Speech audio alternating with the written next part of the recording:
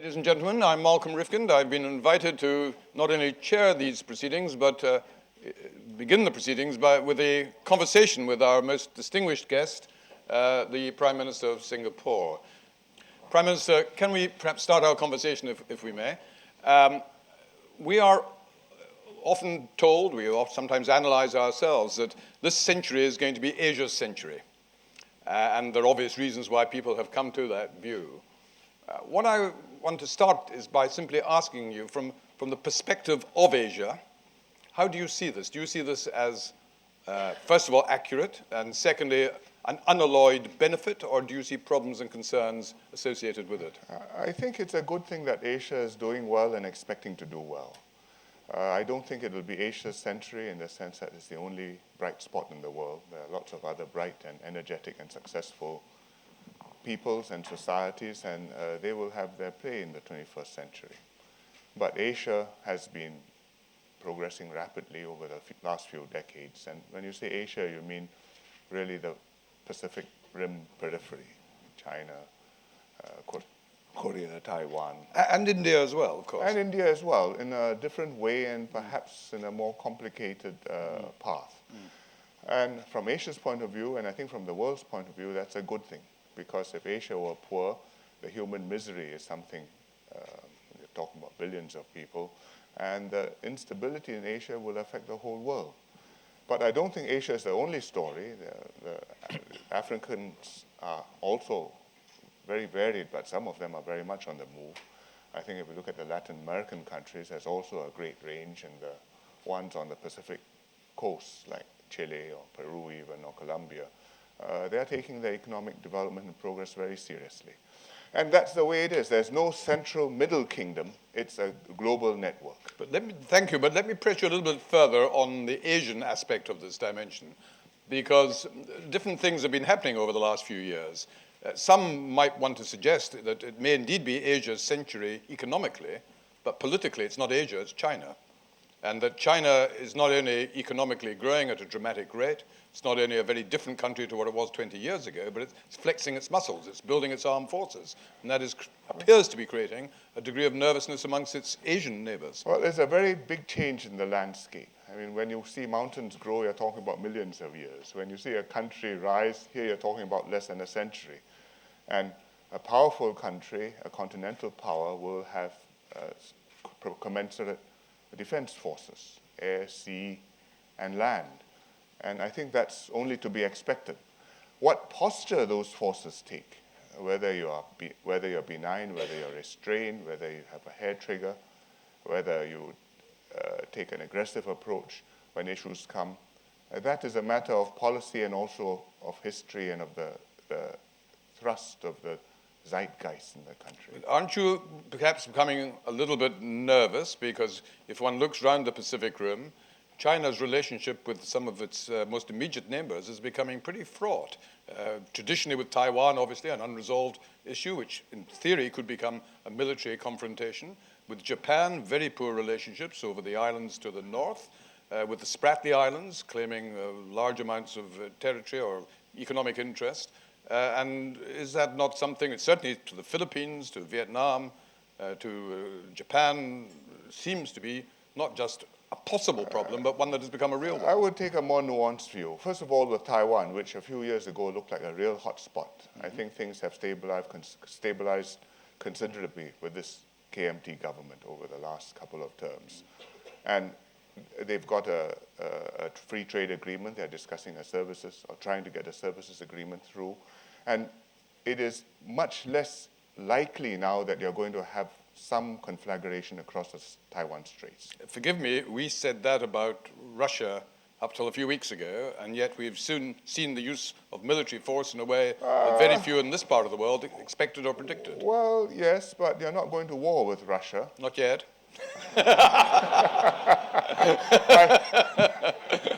Russia could be going to war with Ukraine very soon.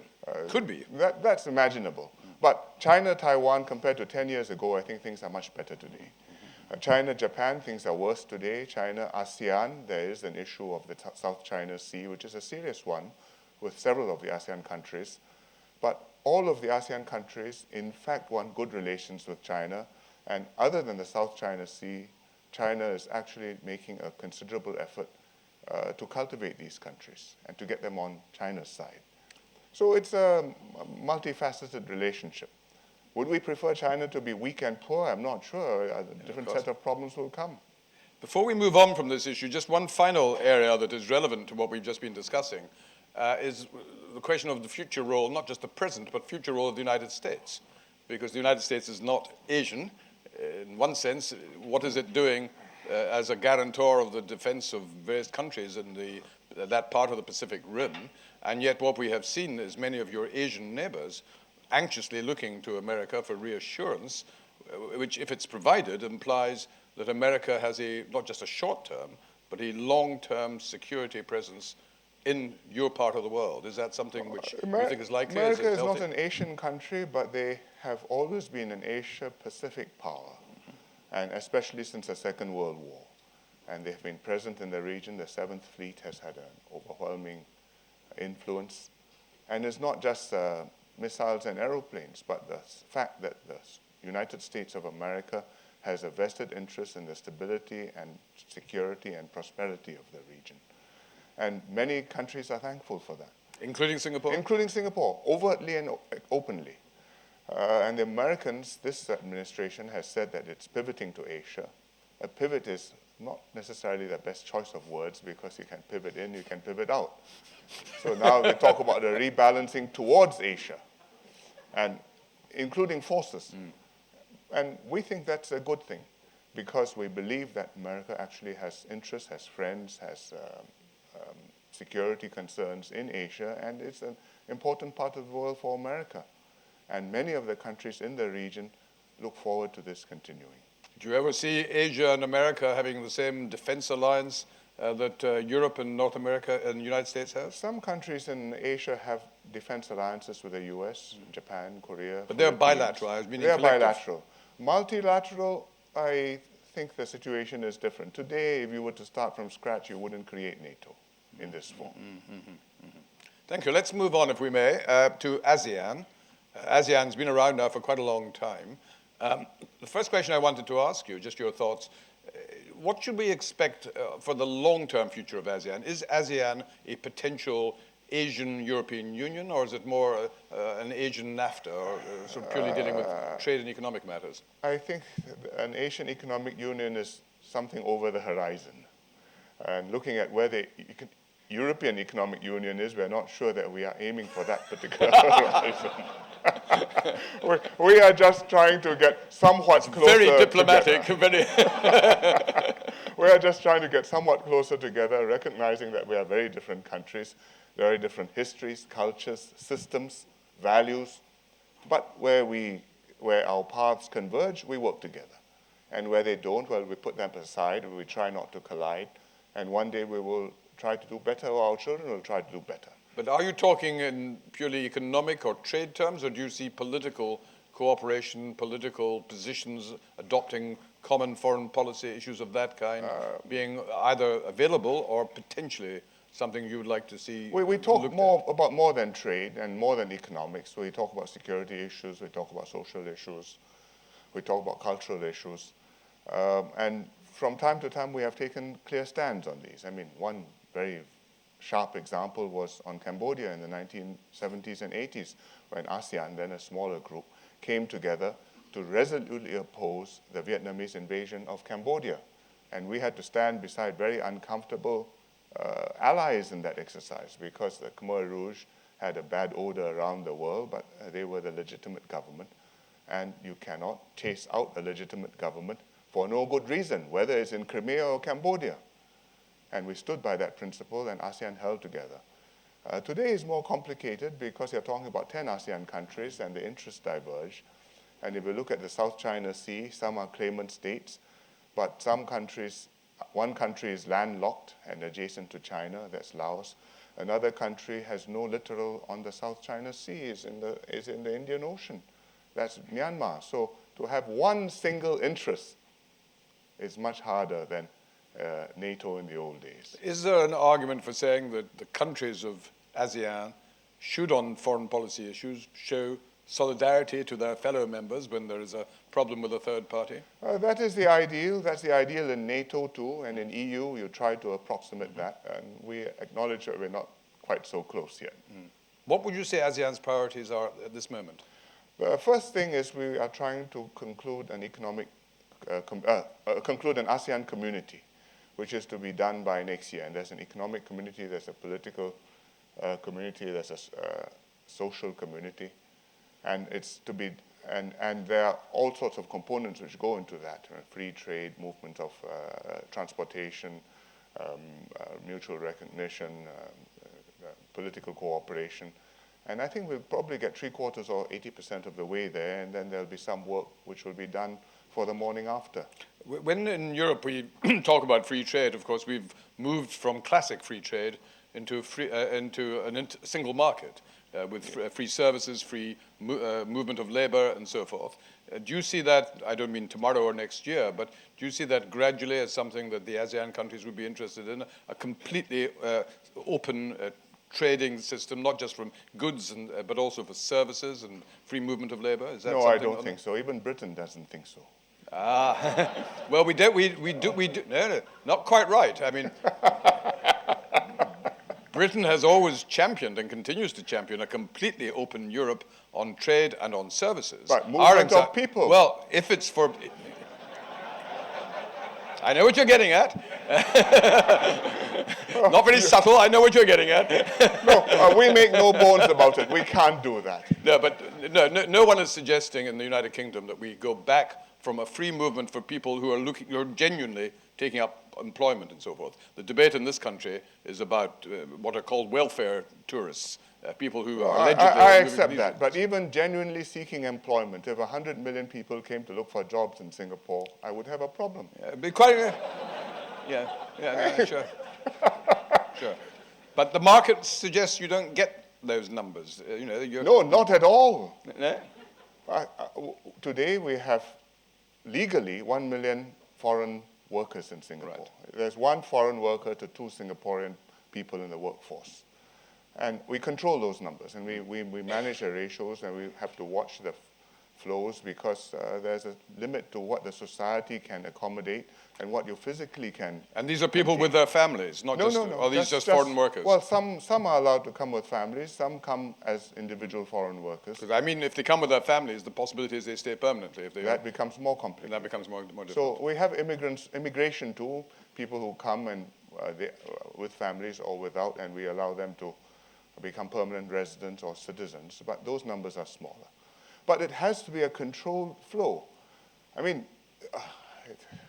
it's not a doctrinal thing with us. You used to make a doctrinal thing out of outflows from the Soviet Union, and people should be free to travel every time they want. And when the Americans met the Chinese, they made a doctrinal thing of it too, and said, you must let people go. And they made, I can't remember which president made this argument to Deng Xiaoping, and he turned and said, how many million do you want? I once had that conversation with a Russian minister, a Soviet minister during that period, and we were making representations why they were not allowing their people to leave. And he said, but Mr. Rifkin, you in Britain, you have a controversial immigration policy. How would you like it if I interfered with your domestic immigration policy? And I said, well, there is a difference. He said, what is it? I said, in our case, they're trying to get in. In your case, they're trying to get out. Well, the conversation moved on to other subjects. In our case, people will try to come in, and we will welcome talent. We will welcome workers who can contribute to our economy. We have to watch the balance. Let's move on. What degree of optimism do you have about Myanmar? I mean, Myanmar is going through an extraordinary period in its history.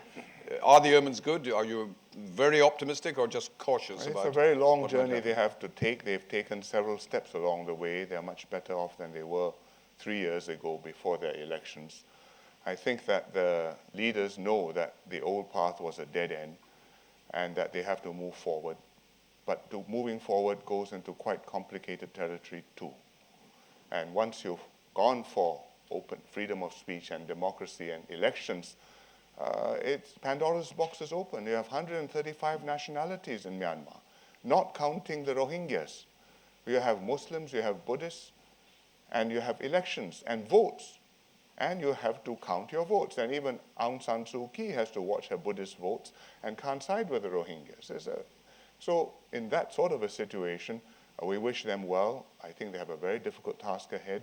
I think the omens are good, but nothing can ever be certain. Do you think the generals are now committed to a more pluralist, more democratic Myanmar? Or could it go into reverse? Well, they could go wrong. The generals know that the old way didn't work. They know they have to hold elections. They hope that in a post-general incarnation, they can win them. You think they will themselves be candidates for office? Is this the assumption? That they were. They are. I know, indeed. But do you think that will continue? Surely they wish to stand for re-election. And do you think there is anything that Singapore and other ASEAN countries can do to help the people of Myanmar, help the process of transition? Well, there's foreign aid, which you are generous with. There's technical assistance, which we give them, and exchanges. And also just the gradual influence of interaction and seeing other peoples and knowing how other countries are doing things and how they stand and where Myanmar stands with them. And they stand 40 or 50 years behind because of self-inflicted tragedies. And they have a lot of catching up to do. We've just got another 10, 12 minutes before we open up the discussion. Let's turn, if we may, to Singapore itself and where it is at the moment and what its future suggests. If you were asked, which you are being asked by me at the moment, what is Singapore's USP, its unique selling point? What would you concentrate on? It's a first world system in a very complicated and non-first world part of the world.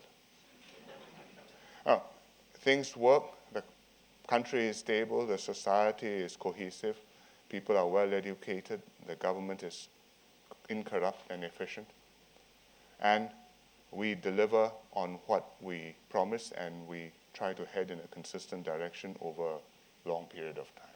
So if you come to Singapore and you want to do business, you can count on what we promise you, and what you see is what you get, and that's not bad. You mentioned Singapore's reputation for not having corruption as a major problem, and that goes back to your father, Lee Kuan Yew, and the policies he implemented during his period as Prime Minister. That's a long time ago now, and people have often said at the time, well, that's all very well, Lee Kuan Yew is a very unusual personality, this can't survive indefinitely. Are there strains that one sees, or do you think Singapore's very high reputation for having eliminated a very high degree of corruption, is that irreversible?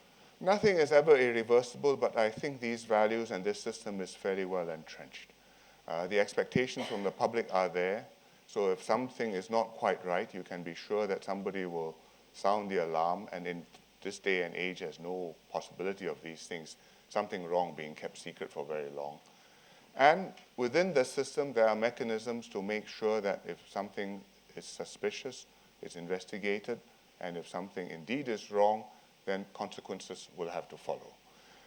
It doesn't mean that the system runs by itself. In the end, it's still people, and you must have very capable and very honest and very resolute people who will operate the system and follow through and keep it clean, even when it's politically inconvenient. And that's what we tell Singaporeans. You cannot assume that whoever happens to be the minister or the prime minister, all will be well because we've got all these rules and rule books and laws built up. It depends on what sort of person he is and who is going to make it work.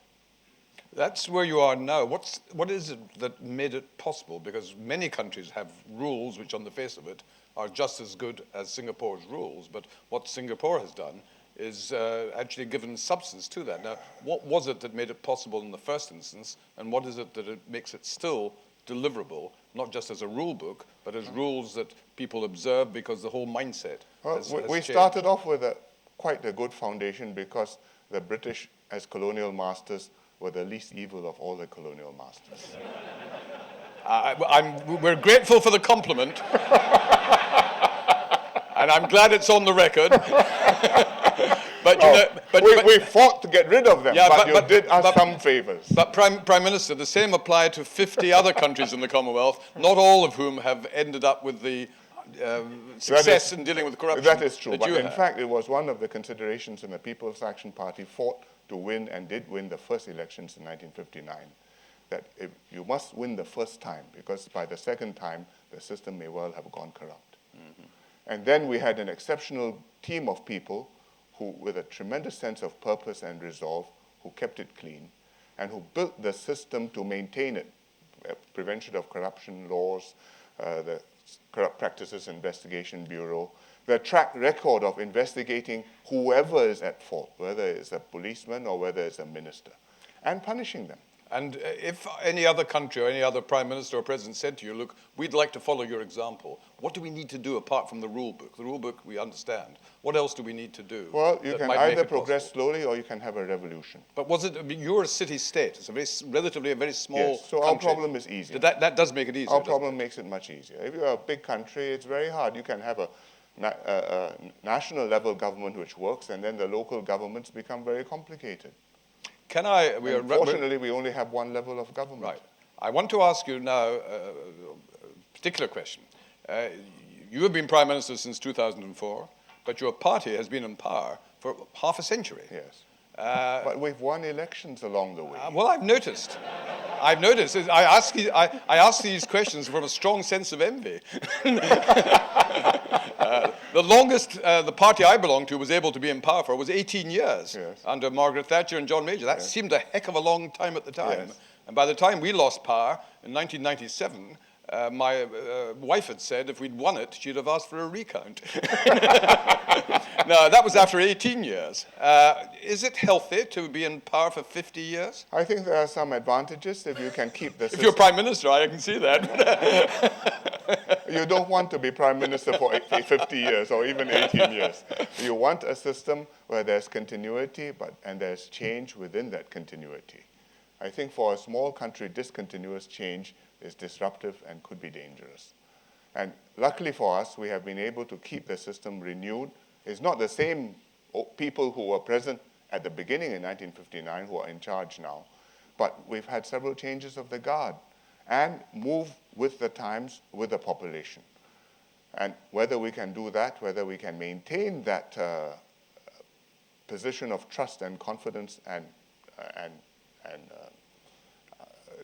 dominance in the system over the long term, that depends on Singaporeans, and also on how well we acquit ourselves and we establish ourselves in our own rights, not just as heirs to this success, but creators and builders on what the previous generation has done. But at your last general election, if I'm not mistaken, your opposition did much better than ever before and got some 40% of the popular vote. Yes, that's right. That means that in terms of voting preferences, they're not a long way away from perhaps one day overtaking you and taking power. Well, I don't think you can draw straight lines like that. In politics, things never progress in a linear fashion. And in the end, people will have to decide in Singapore what government they want and whom do they want to run the government. And the opposition in the last election didn't stand to run for government. In fact, the contrary. They made a point of saying, we're not going to run the government, please vote for me. You think that's why they got 40% of the vote? I think that's part of the factor. No, that is part of the factor. Why should Singapore be different in this sense? I mean, being blunt about it, any opposition that says, don't worry, we don't want to run the government, either you don't believe them or there's some very odd thing going on. Well, the Why odd thing going on is that in Singapore, people actually know that the government generally is doing the right thing. But they'd like somebody to be there to put a bit more chili on the government's tail. Okay, but I've mentioned that 40% voted for the government, but in terms of your electoral system, no, 40% voted against the government. I'm sorry. In Britain, 40% votes for the government. When we're lucky. We should be so lucky. We should be so lucky. But the fact is that there is nevertheless something that is less complimentary compared to the point you just put to me. 40% of the opposition voted for the opposition. Yes. But in a parliament of, 87 seats? No, the opposition won 7 or 8 seats. The system is different. We have a first past of the post system, like we do. like you do. You mitigate that because in first past the post, home counties go Tory, Scotland goes Labour. We don't have Scotland. You never know what might happen here. So what we do have is really smaller than London. And it's uniform. We've made a point of making the different constituencies representative of a national mix, so you don't have Chinese constituencies and Malay ones. So it's a very flat political landscape. And if you tilt, you might suddenly have a complete change overnight. Well, yeah, but So once every 50 years is not exactly overnight. So therefore, the way the parliament has to be built up and composed is different, and we've evolved. We are first past the post, but we've topped up beyond the people who win the constituencies with non-constituency members, so that although the opposition won 6 seats, there are 9 opposition members, and we make sure that there's always a minimum representation of non-government members of parliament. But a very serious point. We all know that if you have first past the post, it can sometimes mean that the government has a greater proportion of seats than its share of the vote justifies. That happens in many countries that have that system. In your case, because of the growth of support for the opposition, how tenable can that be in the longer term? Because if you have an opposition, let's say that consistently gets 35, 40, 45% of the population, but even with top-ups is restricted to about 10% of the seats. Yes. Isn't that not going to create deep growing resentment and need some political Well, reform? there's a desire for more representation of voices in parliament, and so, in fact, beyond the opposition assured seats, we also have nominated members of parliament who are neither government nor opposition, but they represent academia, unions, professions. Not very democratic nominated members of parliament. You used to we have the them House of too. Lords, but that's only one There you chamber. are. That's not where the government comes from. But the fact is, if you look at the way politics is played in Singapore, a lot of it doesn't happen in parliament because the opposition in parliament has decided it's politic for them not to propound policies or alternatives. They just snipe at the government from time to time, and when election comes, you have the opportunity to make a fuss and rouse issues and argue again to be re-elected. Okay, let us now move to, now, if you could, as I said, give your name and ask the question. Gentleman in the front to start off with. There's a microphone coming. Tom Harris, Standard Chartered Bank. Prime Minister, thank you for your comments. You're speaking about Singapore's perspectives not only on Asia but on Europe, and you touched very, very briefly on the events in Crimea. 2 related questions. Has Singapore publicly condemned the Russian occupation of Crimea? Second question, if, as some fear, there's an escalation in the crisis and Russia were then to move into eastern Ukraine or other sovereign territories, is it conceivable that Singapore could ever introduce sanctions? Well, on the first question, yes. We have opposed Russian invasion in Crimea. We made a statement, which I think not very many other countries in our part of the world did, to say that it is not justified to invade unprovoked other countries in violation of international law. And in this case, there was a treaty guaranteeing the integrity of Ukraine's territory, which had to do with their giving up nuclear weapons. Britain was party to this, as was Russia, as was France. And it has been violated. And for a small country particularly, treaties are sacrosanct, because if they don't count for anything, then we are sunk. And we've said this all publicly, because it's a consistent policy position. What do you do if there are sanctions? Will we sanction Russia if they make other moves? I think it's a hypothetical question. I would say in general that as a small country, we make actions based on what works and what is internationally the obligations. And if the UN says there will be sanctions, well, we will be part of that. But for us to fall on our sword and say we shall conduct sanctions and nobody else in the world does, we know our place in the world. Right, a lady here. Microphone coming. Give your name, please, and then your question. Bari Alamuddin, a member, and Al Hayat newspaper. Prime Minister, I've been to your country for 13 years now, going twice a year at least, and I really Sorry, where are you from? I'm Lebanese, British, Lebanese British. Okay. And I've been visiting your country. I have 3 grandchildren who are Singaporean now. Oh, that's great. Yes, but I envy coming from Lebanon. I do envy the security and the prosperity. And thanks to Mr. Rifkind who asked you how you more or less do it.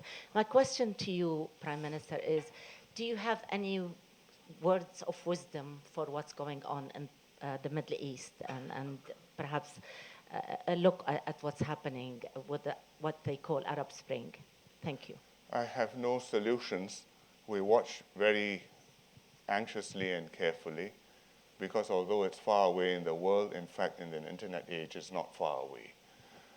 It shows how quickly situation can change when the social pressures built up, and particularly when the social media come into play. But it also shows how difficult it is to transform a society. And you have a demonstration, you go to a square, you have a tremendous moment of euphoria, and tomorrow you'll find that the more things change, the more things remain the same. And in fact, sometimes they get worse. And in the case of Lebanon, you have had a very difficult time for many decades now. In the case of Syria, it's a complete breakdown of law and order, and it's you're back to a state of nature, and nasty, brutish, and short lives.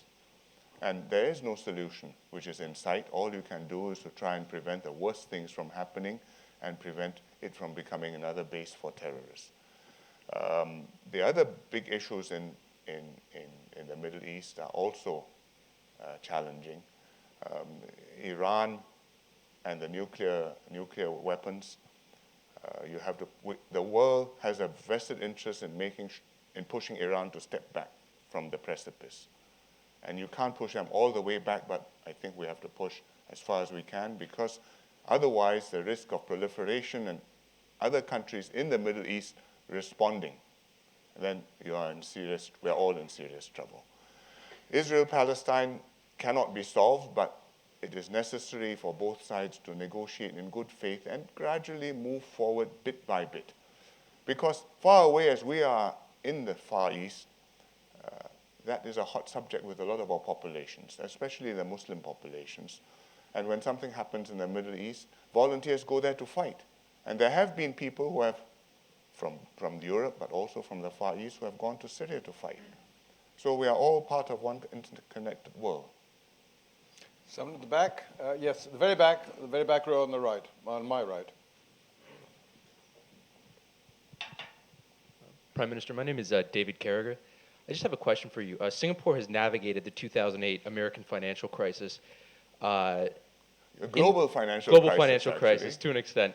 How is Singapore positioning themselves in the event of a potential banking meltdown in China or a domestic debt crisis in Japan?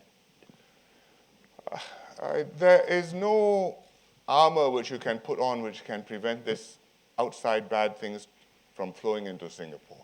We are small, we are open, we are totally connected to the world. And global financial, monetary conditions, instabilities affect us immediately. When there's a downturn in America or in Europe, we know it not 1 year from now or 1 quarter from now, but immediately overnight, because the electronic orders coming to our factories move. Tomorrow, production goes down, people are laid off. The markets move, our stock markets move, our property markets move. And over the last few years with QE, with liquidity awash in the world, our property market has been pushed up, and we have had a very tough fight trying to manage this and to hold back the waters and stabilize our property market. What we did in 2008 and 2009, when the global financial crisis came, was we had the resources and we had the ability to react fast enough for us to be able to buffer ourselves from the sudden panic, from people suddenly pulling back, retrenching, causing unemployment and dislocation, and causing further pain and cumulative anxiety and a spiral downwards. We managed to have some of the burden taken on by the state. We paid for part of the social security contributions of our workers and lessened the burdens on employers. And as it turned out, we sailed through with hardly any increase in our unemployment. And the storm passed faster than we expected, and we took off because we were there and we were ready to start all over again. In fact, we took the opportunity to educate our people, to train the workers who had slack time, and so prepare them to be ready for the next phase. What happens if there's some other cataclysm in the world, whether in China or in India or in Japan? It depends what exactly happens, but I think we keep our powder dry. We have reserves. We have people who are hardworking. We have unionists who understand what the world is about and work with us to solve the problems in a way which is win-win and benefits workers. I think that's a great help. We are not at odds within ourselves, so we can unite to fight the problems which face us from the rest of the world. Thank you. Yes, sir.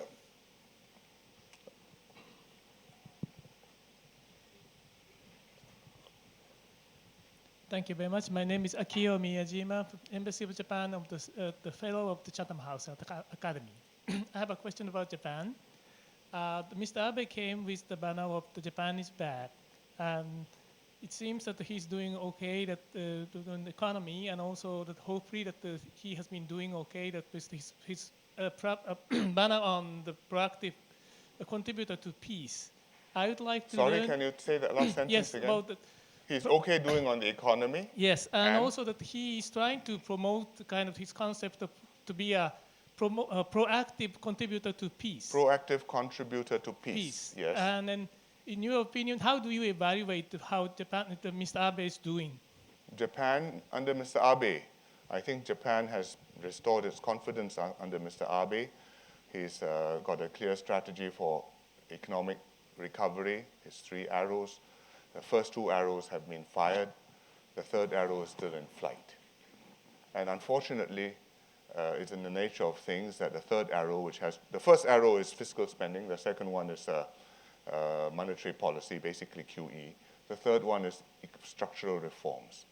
And it's in the nature of things that structural reforms are very difficult, and even if you have done them, take years to show results. And the political timetable is often months rather than years. So if he can sustain that and see it through over a period of 1 term, 2 terms, I think that will make a fundamental difference with Japan. On the question of peace in the region, this is a very, very difficult situation. I think Mr. Abe has stated his desire and his deep conviction that he wants Japan to be a more normal country.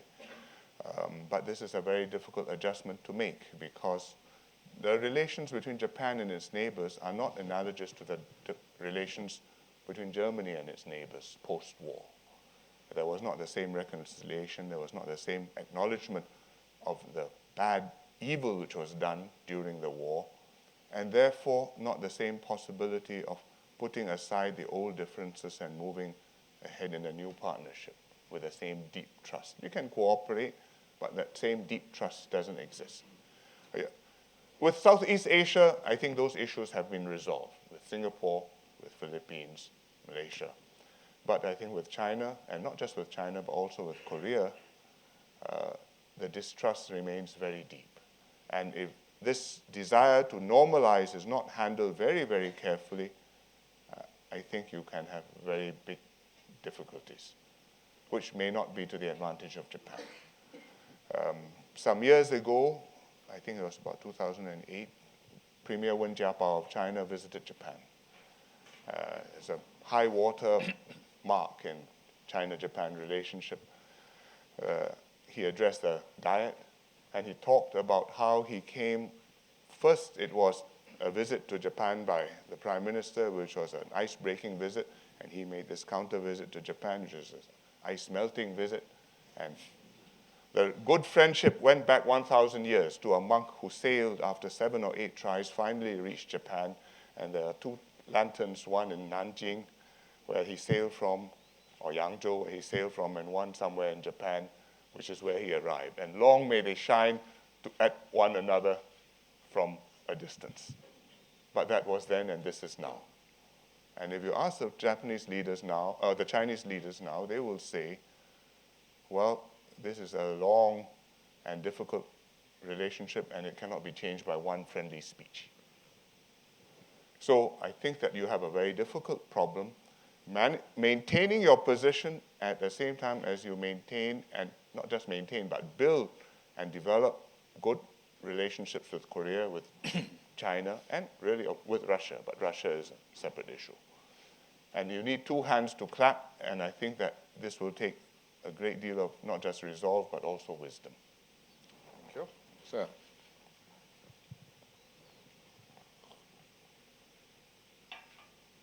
Thank you. My name is Euripides. I'm the High Commissioner of Cyprus. Very, very lucid, enlightening. Thank you very much.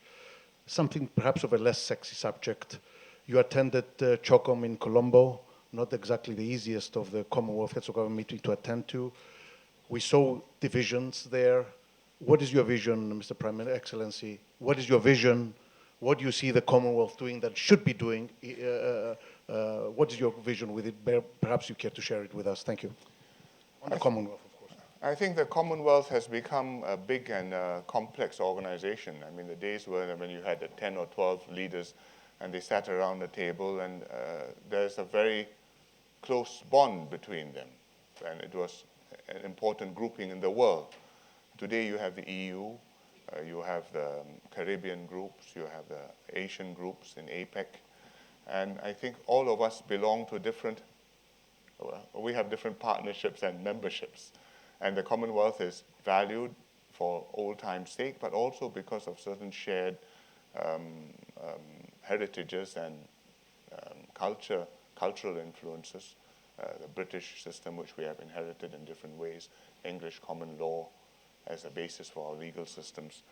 And I think when we get together, we share notes and exchange views more than we contemplate specific and concrete plans to work in terms of changing the world.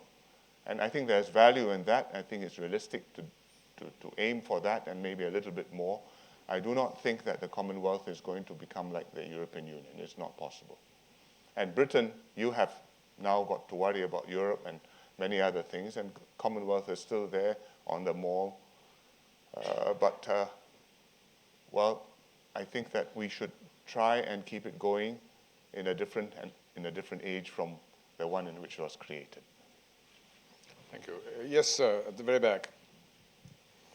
Michael Lindsay, Cushman & Wakefield Real Estate Advisors. Prime Minister, you touched on real estate earlier, one of your other answers. UK and very specifically London has seen a wall of capital coming from the Asia-Pacific region for investment into London. GIC itself recently acquired a 50% stake in Broadgate. Two questions. Firstly, is that wall of money indicative of a nervousness about opportunities for investment locally and regionally in the ASPAC region?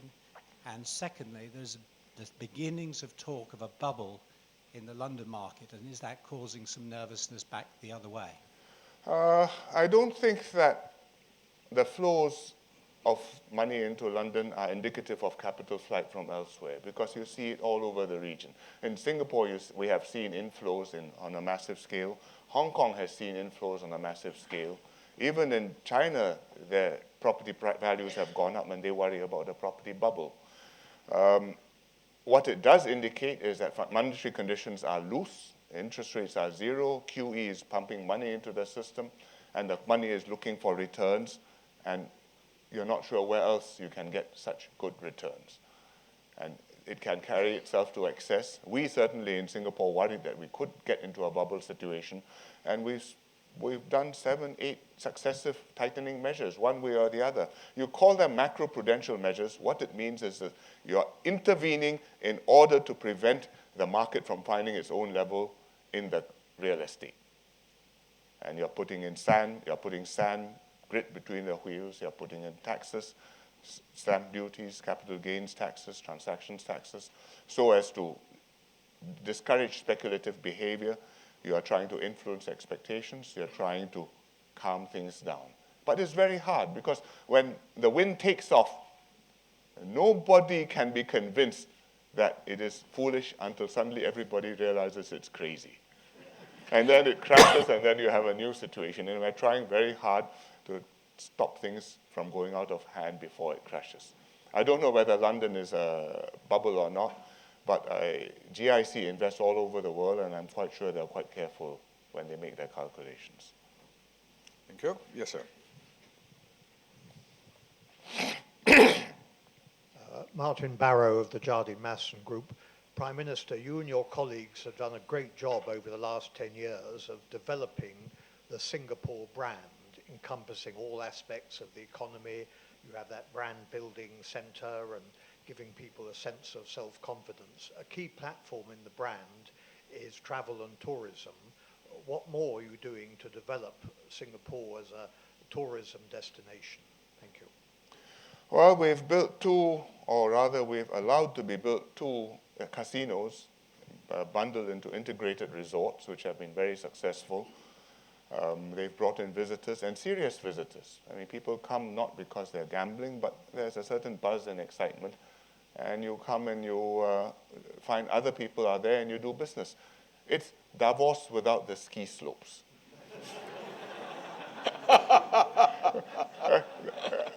And we have to try and keep on coming up with ideas like that. It's not very easy. We just opened a new extension to our zoo. We've got a very good zoo. And this new thing gives you a river safari experience. So it's like sailing down the Amazon River. You should visit it the next time you come to Singapore. But we need to create things like that which will cause people to say, yes, let's go there. A lot of other people are going to be there, and it's fun. Thank you. Yes, sir. Yes. Prime Minister, Indonesia will hold elections in July, presidential elections. How do you see the post-Yudhoyono era, for example, in terms of economic policy?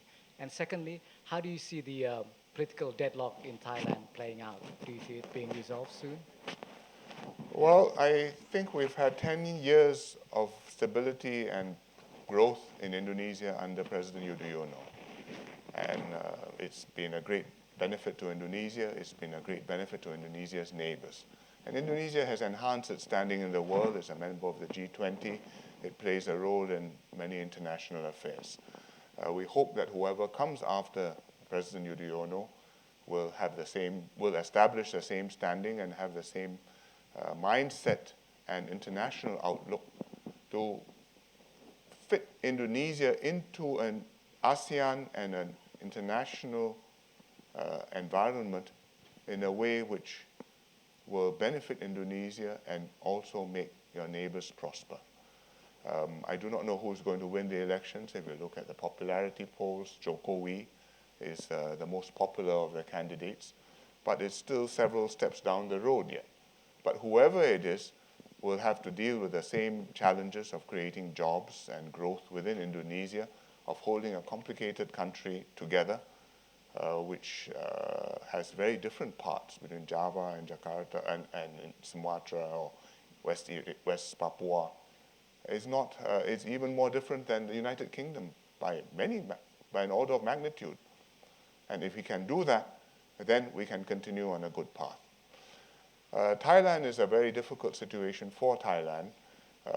It used to be said that Thailand was the one country in Southeast Asia which was a natural nation because it had one race, one religion, one language, one history, and a sense of common destiny.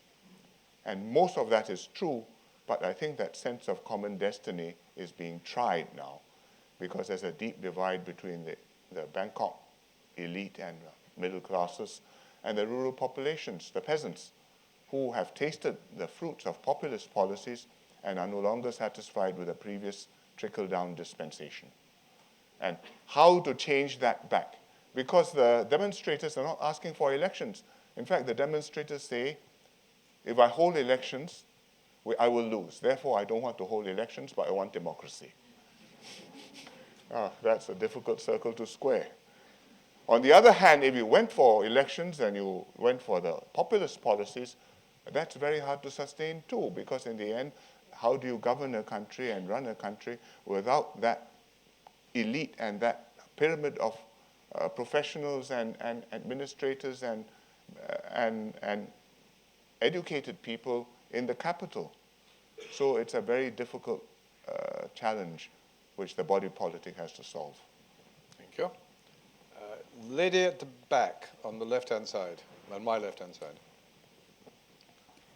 Hi, I'm from the BBC, and I'm just about to go out to... Your name, please? Carrie Gracie. I'm just about to go out to a job in China, so if you don't mind, can I ask another China question?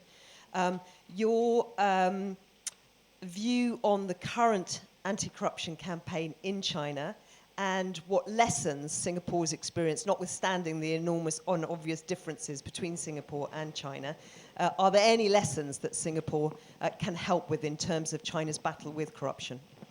I think they're taking this very seriously. If you look at the persons whom they appear to be investigating, is going in a very far-reaching way.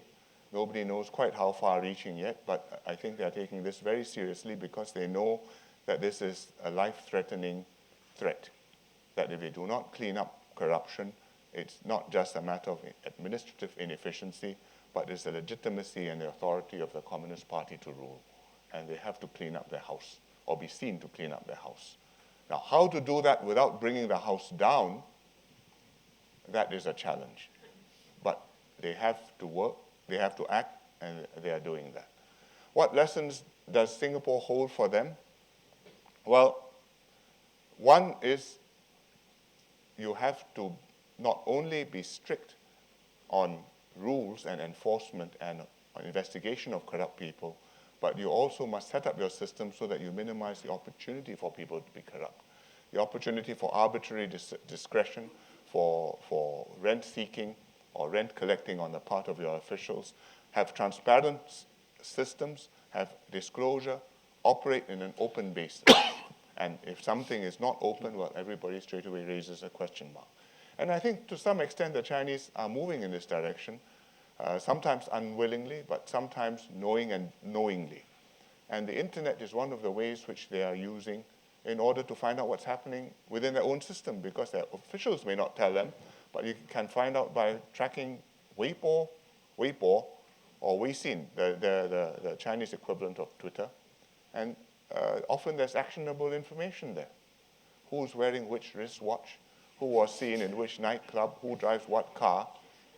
These are very interesting and significant leads.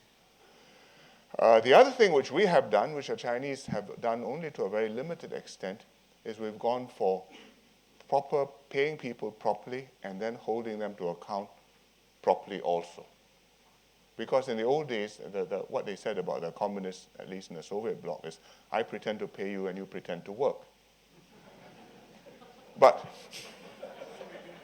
here, you really, for civil servants, I will pay you properly and you will do your job properly.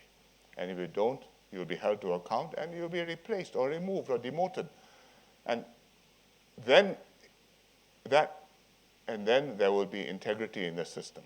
But to get to a position where people have a low trust in the civil servants, to one where you will be able to pay them properly and people accept that, I think that's a very difficult journey to travel.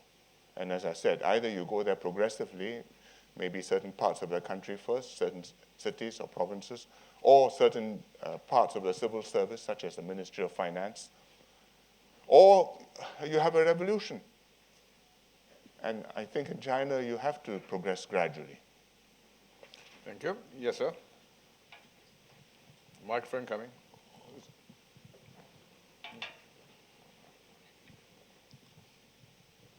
Yes, thank you. Prime Minister Carl Wright from the Commonwealth Local Government Forum. In the current discussions at the United Nations on post-2015 development, issues around urbanization and cities' engines of growth have been quite in the forefront. It strikes me, having visited your country over the last 30 years, that this is somewhere Singapore has a lot to tell other countries. And what would be your message, for example, you talked about the Commonwealth, the many small states in the Commonwealth which are going through urbanization. What would be the message and what kind of support could Singapore give to those kind of countries going through that path, looking at your things like your housing policy, transport, but also, of course, the economic growth, which has been at the core of your success? Well, I think every country's circumstances are different. I mean, it depends on what resources you have. It depends on what your people are prepared to accept. One of the reasons we are able to do what we did in Singapore is the government was able to move in and compulsorily acquire large tracts of land. And then we could redevelop. We could build housing estates, whole new townships, house the population. Today, 85% of the population live in public housing. And all that land didn't start as government land. We took it back and we distributed over again. Now, are you prepared to accept such a system and such laws in other countries? If you are, you can do that. If not, well, you have to find some other way. I think one lesson which is more general is that if you want to develop a city, you should try to get it right before things have gone too far, because once they've gone too far, it's very difficult to pull it back again. For example, transport. If you want to manage the car population or the car usage, it's easier to stop people from all getting into cars and causing a massive traffic jam than it is to let people cause a massive traffic jam and then trying to get them out of cars into tubes and buses. And I think many third world cities are taking the approach, well, let's grow first, let the excesses build up, and we'll sort it out later on. And I think that's very hard, whether it's cars, whether it's pollution, whether it's urban development, slums. If you get it right the first time round, you will have much less trouble the second time. If not, you won't be able to retrace your steps back again.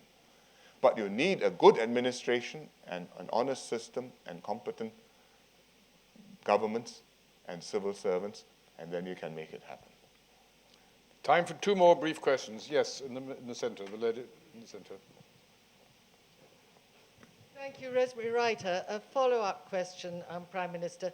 Do you think it is possible to have an effective anti-corruption campaign without effective and transparent rule of law? Because if there's one thing that people in China distrust just as much as their officials, it's their system of justice.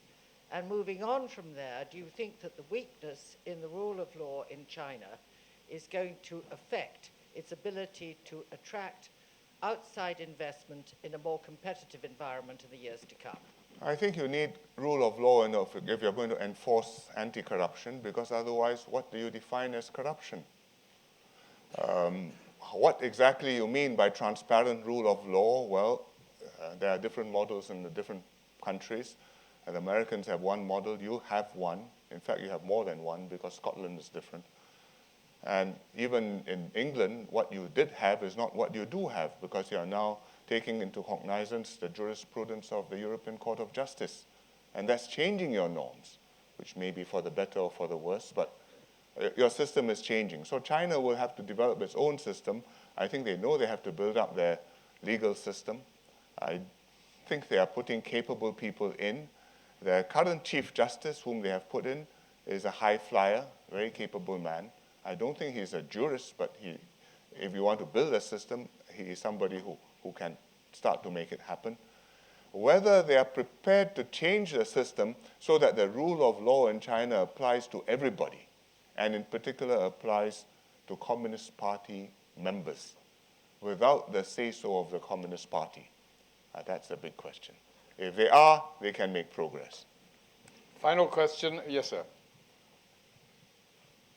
Microphone coming.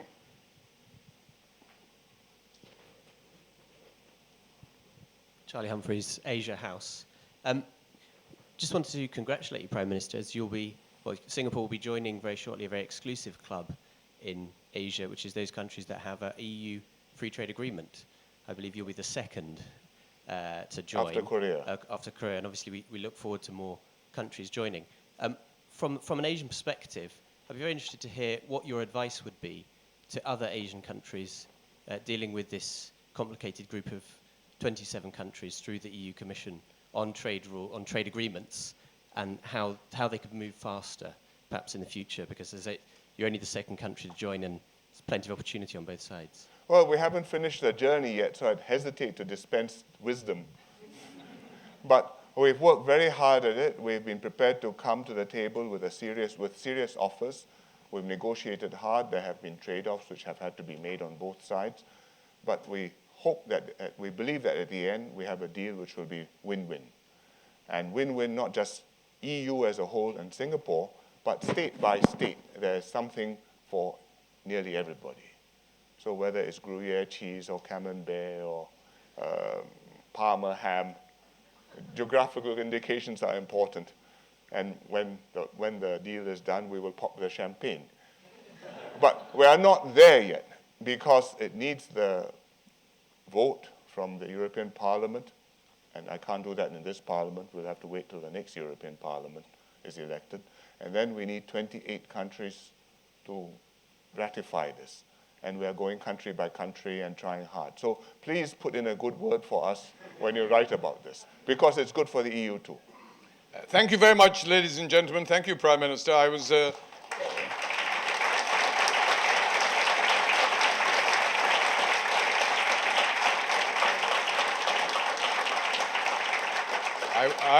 I was interested in your comments on China and the rule of law. When I was Foreign Secretary, I had to do the final stage of the negotiations with China over Hong Kong. And I recall vividly a conversation with Chen Chi-chen, then the Chinese Foreign Minister, and I said to him, you do appreciate that from the point of view of the people of Hong Kong, what they are really anxious about when they become part of China is they will continue to enjoy the rule of law. And I've never forgotten his reply. He said, don't worry, Mr. Rifkind, we in China believe in the rule of law. The people must obey the law.